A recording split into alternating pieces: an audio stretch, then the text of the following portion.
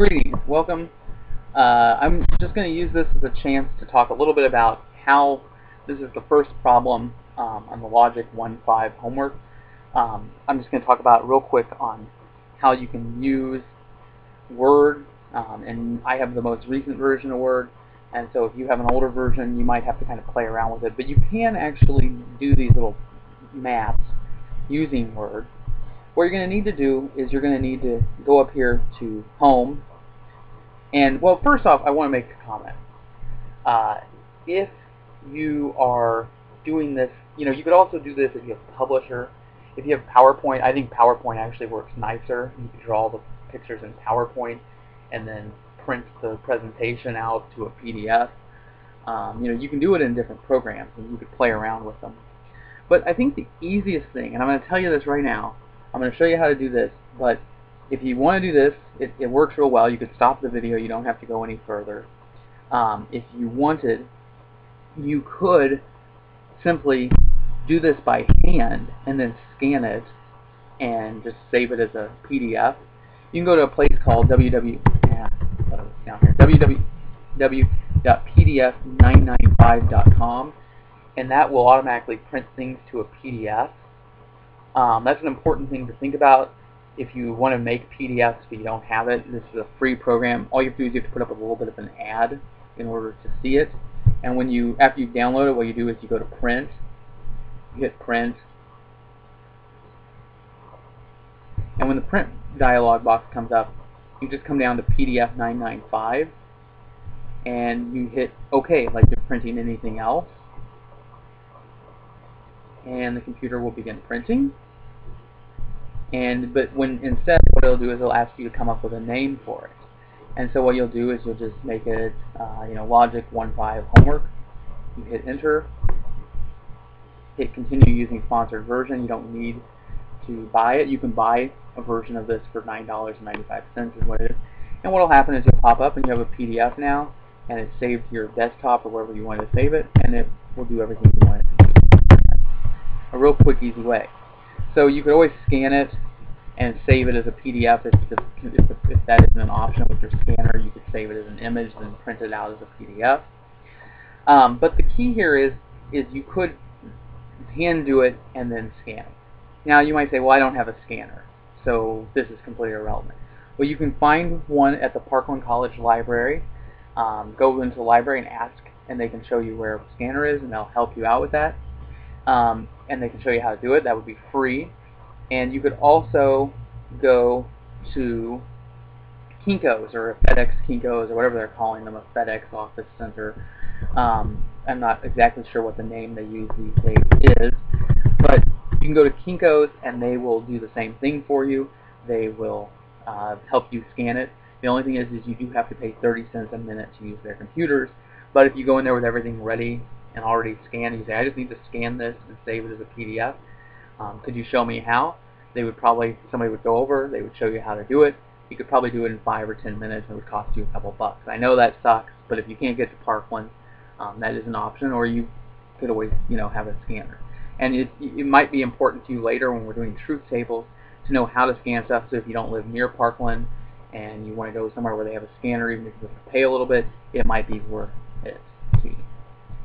Okay, so what you're going to do is with this, either the maid committed the murder or the butler did. The maid didn't do it, so the butler did it. What we have is we have three statements, so we're going to need 3 circles. So what you can do is you can come up here under Home, go to Insert. Go over here, there should be something that says Shapes, and then come down here and hit the one for a circle. Now, one thing to think about is if you hold down the Shift key, you have this little X, this little cross here. If you begin to pull, it makes a circle, right? And you can move it around. You can make them really elongated. You can make them that way. You can make them more ovular. You can do all kinds of things. But if you hold down the Shift key, it will force it into a circle shape. If you take it off, it won't. But if you hold down the Shift, it will make it a circle. It will force it. So one thing to do is when drawing it, hold down the Shift key. Now if you don't, and you make this shape, and you go, oh, I wanted that to be a circle, well, you could just delete it and restart. Or the other thing is is if you hold down the shift at this point, it's not going to make it a circle. It's just going to hold that shape no matter how big. It'll just make sure you keep the shape you have. That's all the shift's going to do at that point. So the important thing is to use the shift early on in order to make it how you want it. So go to Insert, Shapes, go to a little circle. Oops, picked the wrong one. Little circle, and then simply hold down the shift and draw it. Okay? Now, one thing you want to do here is you want to come up here to Shape Fill and make sure it says No Fill. Okay? That's going to be a real simple thing, and I'll talk about why that's important later. Then, go ahead and click on the shape. You got to kind of play around there. And when you have that, you can simply copy that or make another circle by hitting the Control key, D. That's for Control Duplicate. And then you can just put this, when you have this little cross with the arrows on it, you can pull it over to where you want it, and you can do what you want. This here allows you to like turn the thing, but since it's a circle, you don't really see any circles. You know, okay, now it's in a different position. Okay, so that's one thing to keep in mind. Come back down here, get the arrow cross, the cross with the arrows, hit Control D, and you have another one. Come down, get the little arrow cross on it, and put it down here. Okay?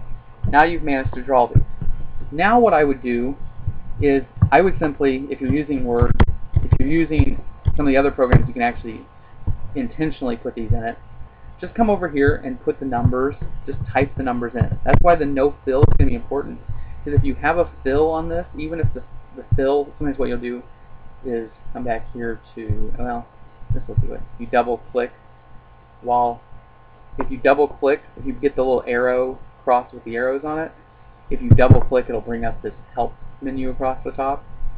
And what you can do is, if you had like a fill which was white, what's going to happen now is you can't see that number behind it because it's printing that white, so it's blocking it out.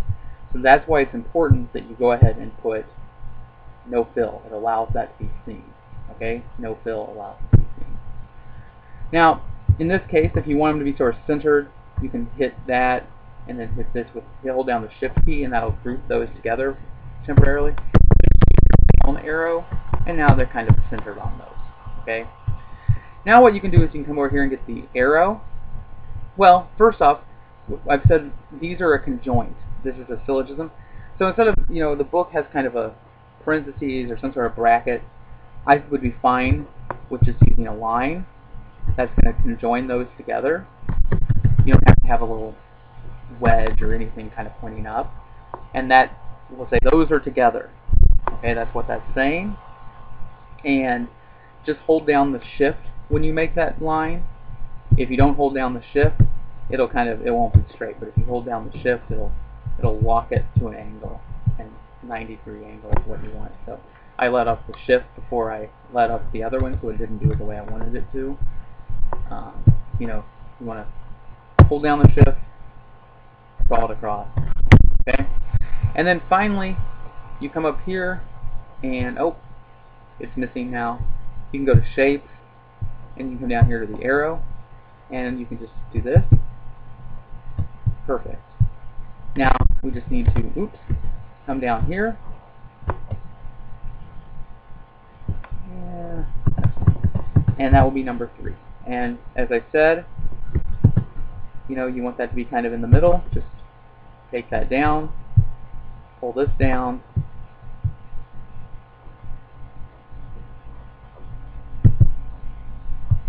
and you've got it. Okay? So it takes a little more work. It might be more convenient if you want to play with it and see how it works, and if it doesn't work well for you, then you may just want to choose another option. Okay? But I wanted to at least let you know how that works. Okay? Thanks.